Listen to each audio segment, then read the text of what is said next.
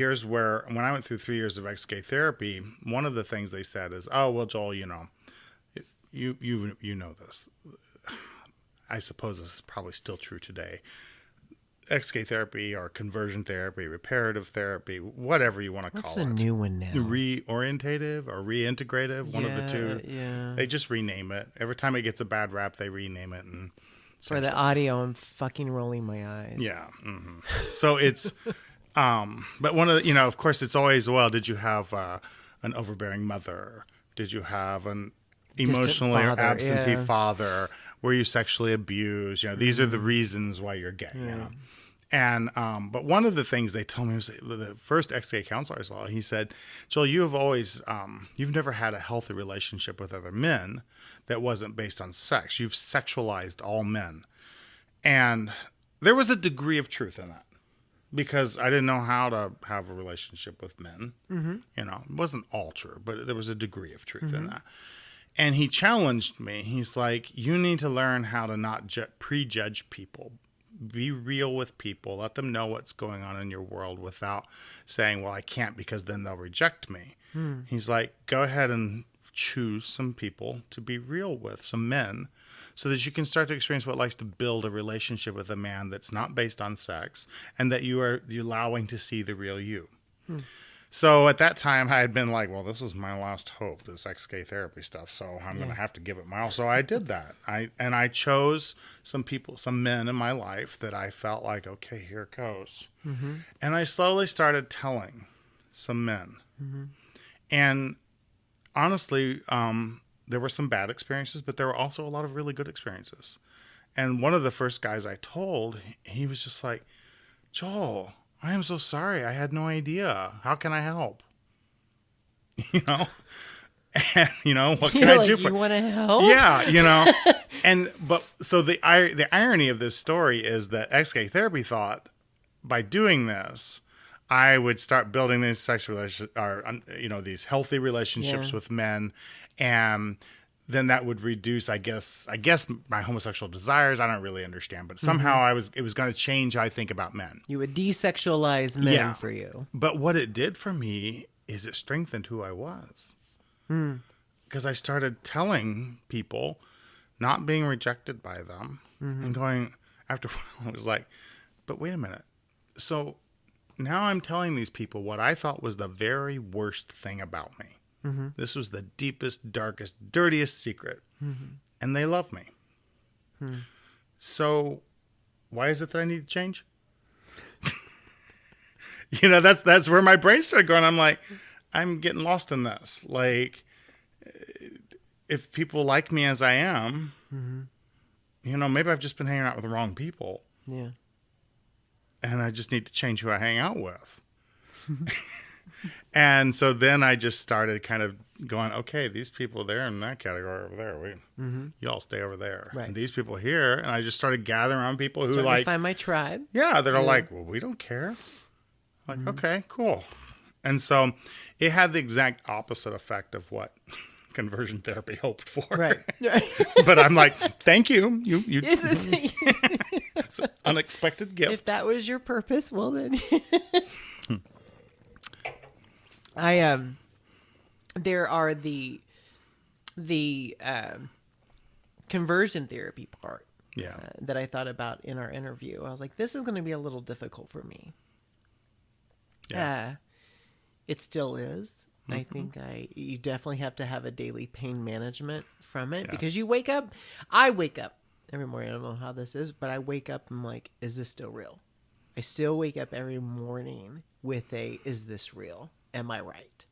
But I quickly go. You are. Yeah, but I quickly, so real and so right. Sorry, but I quickly go into those moments where I have to be like, you set your intention, do your meditation, call your, you have those things. So I that was a hard thing for me to. So I know it didn't end there for you, because how long were you in conversion therapy? How long did you go through it, and what were the layers to it? So I was in for almost 3 years. And I want to make sure that people understand when we talk about ex-gay therapy, conversion therapy, repair, whatever you want to name it, that comes, what is it, a rose by any other name? This would be more like a pig by any other name. But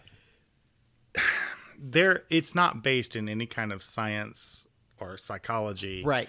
It's Thank you. almost always based or produced by faith-based organizations. And the counselors usually go through some sort of internal church certification thing. So I say all that to say that everybody's experience can be completely different because there's not any right way to do it. There's no manual on this except written by people who just decide to write a manual on it. Right. All of the authors out there. I mean, I remember reading, you probably read this too, though, was it Desires in Conflict by Joe Dallas? No. Oh, yeah. And I was like, I thought, oh, this book is explaining so much about me, kind of thing. And years later, I go back and I go, number one, who even is this guy? That, he wrote this so authoritatively. Yeah. But it's not based in any science. It's not based in anything other than, I could write that book. In fact, I feel like we ought to just go back and rewrite it for, making straights gay, So... That's a thought. Here's the same. Why not? If it works that way, it should work this Stay way. tuned. I've often felt like that would be a good way to combat some of this conversion therapy stuff is to say, well, if that works, you have a point. Let's work on converting the straights to gay. Let's reverse it. Yeah, because it should work. Right? Same principles. Yep. But where was I going with all this? But you're there for 3 years. Okay, and so you read so this it's book, everybody's experience is different. My experience was not abusive, like in physical abuse. I mean, if you saw the movie, which I know you did, you and I have talked about this, the movie Boy Erased, where there's people beating the guy with Bibles, the Bible, and, stuff like that. None of that happened with me. Right. There was no physical abuse. There was no wires hooked up to me or showing of, but I have friends who have had things like that happen. So I don't want to minimize that I want you to know it is real. Anything can happen in that regard. My experience was much more what I would label as pray the gay away. Yeah. It was a lot of spiritual warfare. My first ex-gay counselor only saw him for a short period of time, and that was pretty much just starting to unpack the layers of who I was and why I was gay. He's the one that handed me Desires in Conflict. I went and heard Cy Rogers speak, and I went to retreats and conferences and stuff like that. And then he quickly referred me to a counselor that was much closer to me because I was driving 3 hours to see this counselor. And so he's like, well, we have a counselor approved, Exodus approved counselor in Elkhart. You can go see him. And so I did. Exodus approved. So Exodus International was, okay. That's where I'd gotten started. Okay. And so the first counselor told me that he was the head of the state of Indiana for Exodus International. And so then I started seeing this other guy, and his was much more. It's when I tell people that don't understand this world or this language or the church background, they were like, "What?" But it was very much. I go through this piece by piece in the book, but it would be like me saying, Clinton, let's pray, and then I would start praying, and I'd start by saying, Father, we're going to bind the spirits in this room of confusion and so on and so forth, and I'd go through this whole, and then I'd pray all these things. And then finally he would be like, Joel, we're all in this very quiet, still voice, what is God speaking to you about right now? And I would sit there and be like, I don't know. It's just I'm like, what is God saying to you? I don't hear anything. That's really like a pint of Ben and Jerry's. Yeah. And in the book, I talk about, because this was this office, it was this little office, and there was, I remember this so distinct. There was a clock on the wall behind me, and in that silence, I was suddenly aware of the tick, tick, tick, tick, tick, tick of the clock right behind me. Oh yeah. And then he had a little waiting room outside that, and he had a radio on in that waiting room to try to bleed the noise, so to speak, so people couldn't hear. And he had a Christian radio station on, and then suddenly I'd be aware of newsboys singing on the radio, and the next over, and I'm in my mind, and then my mind is just wandering from sound to sound to sound, and I'm going, I don't. And then it would become that was Satan trying to distract me. And so we would bind those spirits. And it was this kind of nonsense that just went on and on and on. Lots and lots of unpacking everything that ever happened to me. And I went to group therapy. There were guys that we'd all get together in this group. And so this all went on for almost 3 years. Yeah.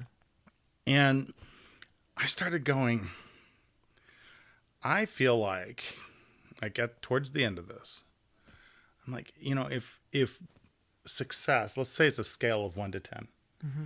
If where I'm at as this broken, which I always hated, broken struggler, I'm like, could you use any more depressing language than that? Call me broken and call me a struggler. But anyway, me as this broken gay struggler over here, I'm at a 1. And my goal is to, be 100% straight as, let's say that's 10.